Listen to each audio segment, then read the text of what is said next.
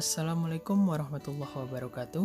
Mempersembahkan video presentasi kelompok 11 yang beranggotakan saya sendiri, Abdul Hanif Kamil dengan NIM 1930103001. Lalu rekan saya Diva Septiani dengan NIM 1930103022 dan Fatia Amalia Ai dengan NIM 1930103026. Dengan membacakan Bismillahirrahmanirrahim, kami akan memulai presentasi kami yang berjudul Pendayagunaan Pers sebagai Media Komunikasi Humas. Pertama, pers dan fungsinya.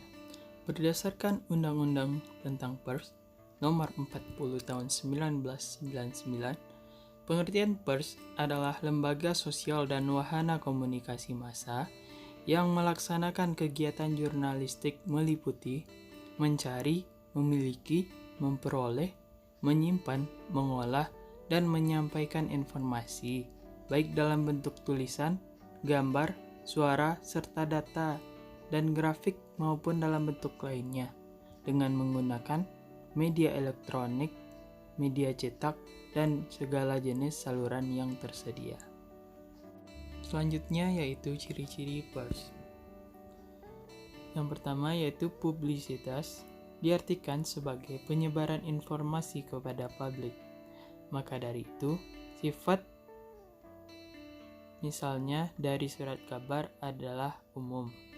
2. Periodisasi. Periodisasi merupakan peraturan dalam penerbitan, misalnya seperti surat kabar yang hanya terbit 1 kali sehari. Keuniversalan berarti kesemestaan dalam hal isi dan bersumber dari seluruh dunia. Aktualisasi diartikan bahwa segala informasi atau pemberitahuan yang dimuat, misalnya dalam surat kabar, merupakan laporan peristiwa aktual atau yang baru saja terjadi. Selanjutnya yaitu fungsi pers. Pertama, yaitu menyiarkan informasi. Merupakan fungsi utama pers. Melalui surat kabar, orang dapat memperoleh informasi tentang berbagai peristiwa. Yang kedua, fungsi mendidik merupakan fungsi kedua dari pers. Surat kabar sebagai sarana pendidikan massa, memuat tulisan-tulisan berisi pengetahuan. Ketiga, fungsi menghibur. Ada banyak hal yang bersifat menghibur. Hal-hal demikian dimaksudkan untuk mengimbangi berita-berita berat dan artikel-artikel yang berbobot. 4. Fungsi mempengaruhi, seperti fungsi mendidik, fungsi mempengaruhi dalam berita dan dalam artikel, dan tajuk rencana. B. Pers sebagai media komunikasi. Pers sebagai media komunikasi tergolong media visual. Media visual adalah publisitas yang digunakan untuk berkomunikasi dengan publik.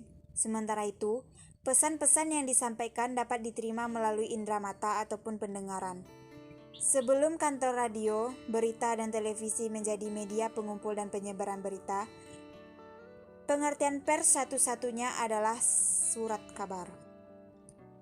Dalam perkembangan terakhir, surat kabar mampu menyajikan data menarik bagi pembacanya, sehingga surat kabar merupakan media komunikasi massa yang kehadirannya diterima oleh masyarakat. Pers sebagai media komunikasi massa memiliki fungsi yang cukup strategis dalam masyarakat. Dalam berbagai literatur, banyak ditemukan kajian atau uraian tentang fungsi pers sebagai media komunikasi massa. Di antaranya yaitu fungsi pengawasan atau kontrol, fungsi social learning, fungsi penyampaian informasi, fungsi transformasi budaya, dan fungsi hiburan. Pers dalam menjalankan fungsinya sebagaimana yang diamanahkan oleh Undang-Undang Nomor 40 tentang Pers Pasal 3 Ayat 1, yaitu pers nasional mempunyai fungsi sebagai media informasi, pendidikan, hiburan, dan kontrol sosial.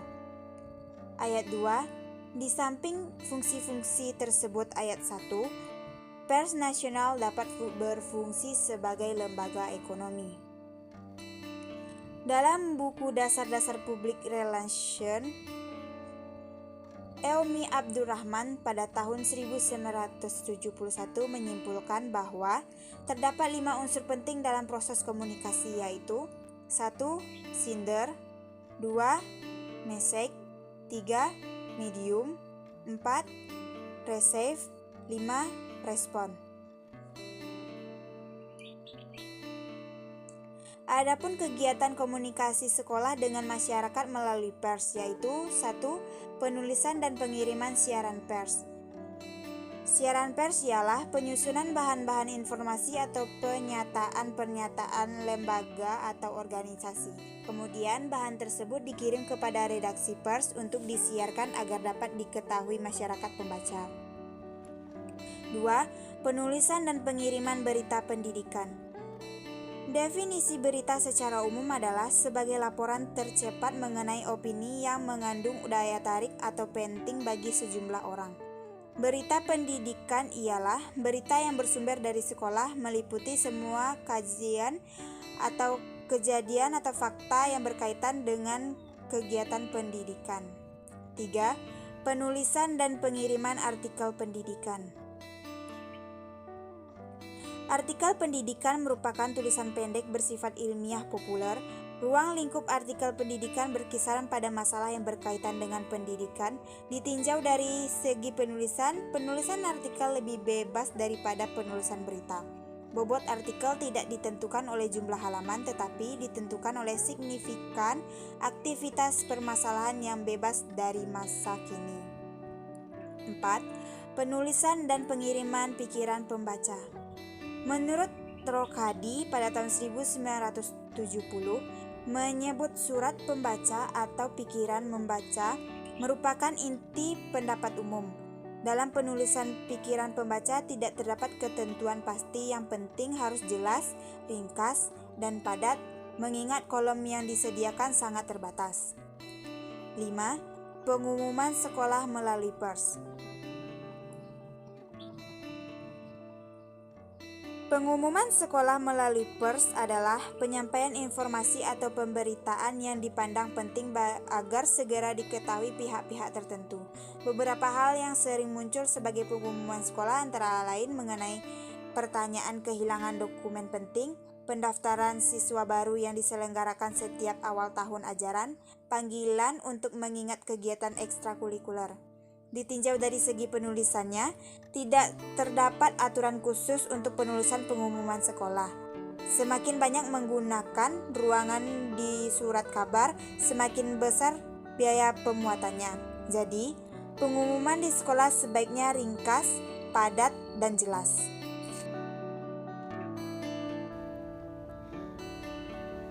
C.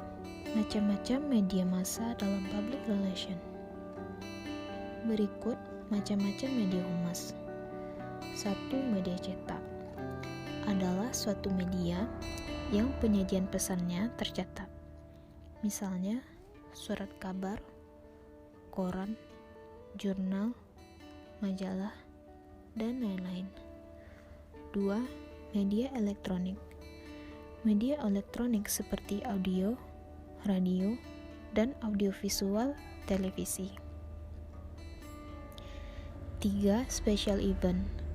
Suatu kegiatan atau media pertemuan langsung face to face, misalnya presentasi, diskusi panel, seminar, pameran, dan lain-lain. 4. Media luar ruang. Media luar ruang adalah suatu media komunikasi yang disajikan di tempat umum, sengaja dengan ukuran yang lebih besar. Misalnya, spanduk, papan reklame, banner, poster, dan lain-lain. 5. Audiovisual, slide dan kaset video, film-film dokumenter. 6. Pesan-pesan lisan, spoken word. 7. Pemberian sponsor, sponsorship. 8. Online media, website, blog, media sosial, email, dan lain-lain. Itulah hasil presentasi dari kelompok 11. Terima kasih atas perhatiannya. Mohon maaf atas segala kekurangan. Assalamualaikum warahmatullahi wabarakatuh.